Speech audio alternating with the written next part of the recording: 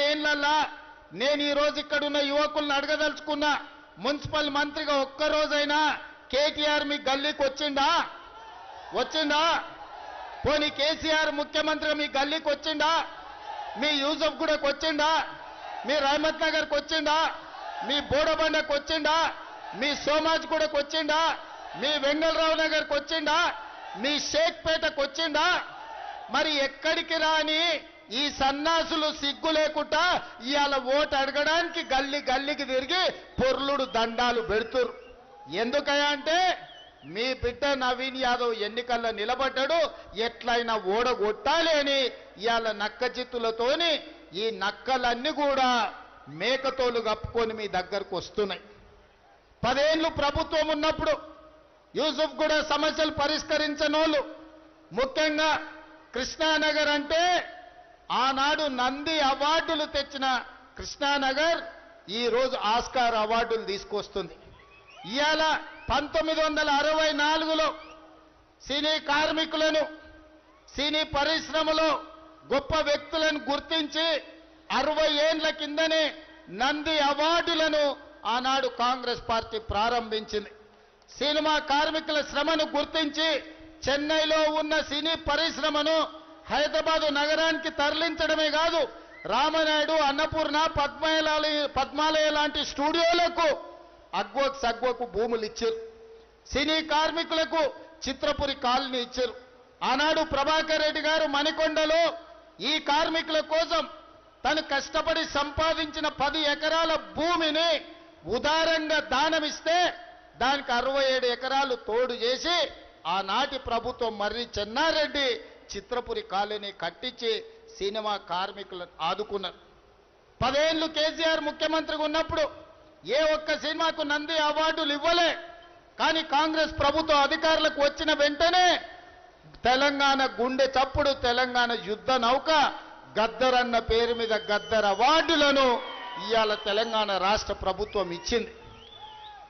సినీ కార్మికుల సమస్యలు ఏనాడు పట్టించుకోలే. కృష్ణానగర్ అండర్ గ్రౌండ్ డ్రైనేజ్ గురించి ఏనాడు మాట్లాడలే. వాళ్ళ పిల్లల చదువుల గురించి, వాళ్ళ పిల్లల బతుకుల గురించి, సినిమా కార్మికుల జీవిత బీమా గురించి ఏ రోజు కూడా కేటీఆర్ మాట్లాడలే. కేటీఆర్ గారు మాత్రం సినిమా హీరోల గెస్ట్ హౌజుల్లో హీరోలతోని కలిసి తిరిగిండు తప్ప ఎన్నడన్నా ఈ సినిమా కార్మికులను కలవడానికి వచ్చిండా? మీరు ఒక్కసారి ఆలోచన చెయ్యండి.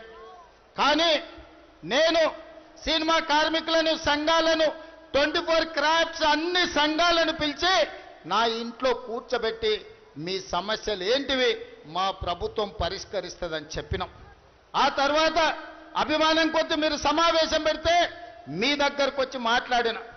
ఇవాళ ఈ ప్రాంతంలో ఉండే సినిమా కార్మికులకు నేను మాట ఇస్తున్నా, మీకు లైఫ్ ఇన్సూరెన్సే కాదు, ఆరోగ్య భద్రత, జీవిత బీమా భద్రత, మీ పిల్లల చదువుల కోసం నర్సరీ నుంచి 12వ తరగతి వరకు ప్రత్యేకమైన పాఠశాల నిర్మించి టిఫిన్, మధ్యాహ్నం లంచ్తో సహా మీ పిల్లల చదువులకు ఆదుకునే బాధ్యత కాంగ్రెస్ పార్టీ తీసుకుంటుంది. ఇదే కాదు, పెద్దలు ఉత్తమ్ కుమార్ రెడ్డి గారు ఇప్పుడు చెప్పిండ్రు, ఈ నియోజకవర్గంలోనే కేవలం జూబ్లీహిల్స్ నియోజకవర్గంలోనే ఉత్తమ్ కుమార్ రెడ్డి గారు మంత్రి అయిన తర్వాత 14,239 రేషన్ కార్డులు ఇచ్చిండు. ఇవాళ ఈ నియోజకవర్గంలో 61,000 రేషన్ కార్డులు ఇవాళ మీ దగ్గర ఉన్నాయి. 2,39,000 కుటుంబ సభ్యులకు ఈనాడు 6 కిలోలు సన్న బియ్యం ఉచితంగా ఇచ్చి ఆనాడు దొడ్డు బియ్యం బర్లకు కూడా పెట్టే పరిస్థితి లేదు. కానీ ఇవాళ సంటి పిల్లలకు కూడా సన్న బియ్యంతో అన్నం తినిపించే పథకం ఈరోజు ఉత్తమ్ కుమార్ రెడ్డి గారి నేతృత్వంలో తెలంగాణ రాష్ట్ర ప్రభుత్వం అమలు చేస్తుంది. మిత్రులారా, రేషన్ కార్డులు ఇచ్చింది మేము. ప్రతి పేదవాడి ఇంటిలో వెలుగులు ఉండాలి, మీ కళ్ళల్లో ఆనందం నింపాలని 200 యూనిట్లు ఉచిత కరెంటు ప్రతి పేదవాడి ఇంటిలో ఈనాడు కాంగ్రెస్ పార్టీ ఇస్తుంది. 500 రూపాయలకే మీకు సిలిండర్ ఇస్తుంది కాంగ్రెస్ పార్టీ. ఇదే కాదు, మా ఆడబిడ్డలు సినీ కార్మికులు 25,000 మందిలో సగానికి ఎక్కువ మహిళలు ఉన్నారు. మీ షూటింగ్లకు పోయేటప్పుడు లేదా మీ అమ్మగారింటికో అమ్మవారిని దర్శించుకోవడానికి పోవాలంటే బస్సు కిరాయిలే బొచ్చాడు అవుతుండే. ఇంటి ఆయన అడిగితే దసరా పండుగ ఎందుకమ్మా ఉగాది పండుగ పోదు అనేటోడు. కానీ ఇవాళ ఎవరిని అడగాల్సిన పని లేదు. ఏడ బస్సు కనిపించినా చెయ్యి అడ్డం పెడితే ఆడబిడ్డలు ఎక్కించుకొని వాళ్ళ ఇంటికాడ మా మిత్రుడు పొన్నం ప్రభాకర్ దించుతున్నాడు. దాదాపుగా 3 కోట్ల పైగా ట్రిప్పులు ఆడబిడ్డలు ఇవాళ బస్సు సౌకర్యం ఉపయోగించుకున్నాడు. దాదాపుగా 6,000 కోట్ల రూపాయలు ఈరోజు ఉచిత బస్సుకు రాష్ట్ర ప్రభుత్వం ఖర్చు పెడుతుంది. మహిళా సంఘాలను ప్రోత్సహించడం, మహిళా సంఘాలకు 1000 ఆర్టీసీ బస్సులు ఇచ్చడం, మహిళా సంఘాలకు ఇవాళ సౌర విద్యుత్తు కింద 1000 మెగావాట్ల ప్రాజెక్టులు ఇచ్చినాం. ఇవాళ మహిళా సంఘాలకు హైటెక్ సిటీ పక్కన 3.5 ఎకరాలు 1000 కోట్ల విలువ చేసే భూమి ఇచ్చి వాళ్ళు తయారు చేసే ఉత్పత్తులు అంతర్జాతీయ స్థాయిలో ఇవాళ అక్కడ అమ్ముకోవడానికి అవకాశం కల్పించినాం. ఇవన్నీ 2 ఏళ్లలో మేము చేసినాం.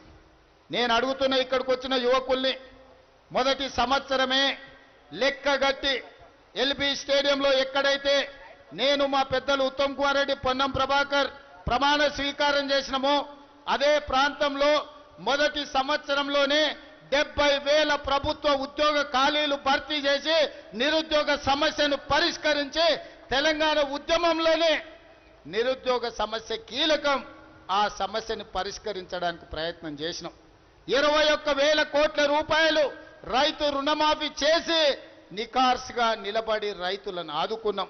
1,04,000 కోట్ల రూపాయలు కేవలం వ్యవసాయానికే ఖర్చు పెట్టి 20 నెలల దేశంలోనే మొదటి స్థానంలో ఇవాళ తెలంగాణ రాష్ట్ర ప్రభుత్వం నిలబడ్డది. ఇవన్నీ మీ ఆశీర్వాదంతో మీరు ఎన్నుకున్న ప్రభుత్వం, ఈ ప్రజా ప్రభుత్వం ఉంది కాబట్టి చేయగలిగినాం. 10 ఏళ్ళు కేసీఆర్ ఉన్నప్పుడు రైతులకు రుణమాఫీ చేసిండా? సన్నబియ్యం ఇచ్చిండా? బస్సులో ఆడబిడ్డలకు ఉచిత ప్రయాణం ఇచ్చిండా? మీ ఇంటికి ఉచితంగా కరెంట్ ఇచ్చిండా? 500 రూపాయల సిలిండర్ ఇచ్చిండా? రేషన్ కార్డులు మీకు ఇచ్చిండా? ఇవాళ మేము 4% ముస్లింలకు రిజర్వేషన్ ఇస్తే 12% ఇస్తా అన్నాడు. ఇచ్చిండా? 10 ఏళ్ళైనా మరి ఇవాళ ఏ మొహం పెట్టుకు